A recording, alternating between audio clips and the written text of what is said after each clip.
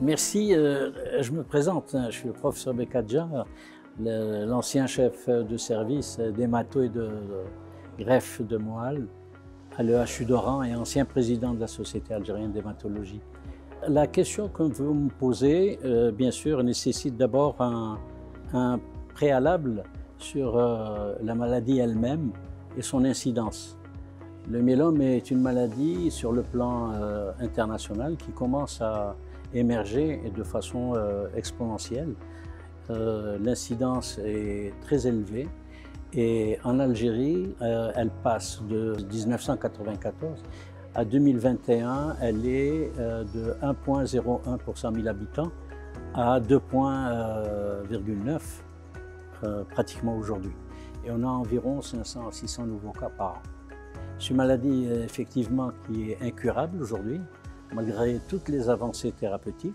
Elle est devenue une affection chronique. Et puis, si on peut parler de diagnostic, c'est une maladie qui est au carrefour de plusieurs spécialités, entre autres la médecine interne, la chirurgie traumatologique, la neurochirurgie, la néphrologie, etc. Parce qu'il n'y a pas de signe clinique spécifique de la maladie, mais par contre, il y a un maître symptôme qui peut orienter, c'est la douleur. La douleur osseuse, elle peut être bien sûr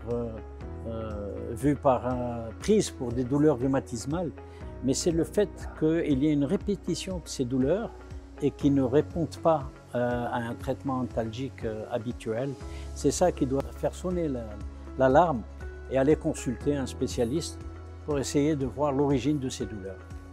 Voilà.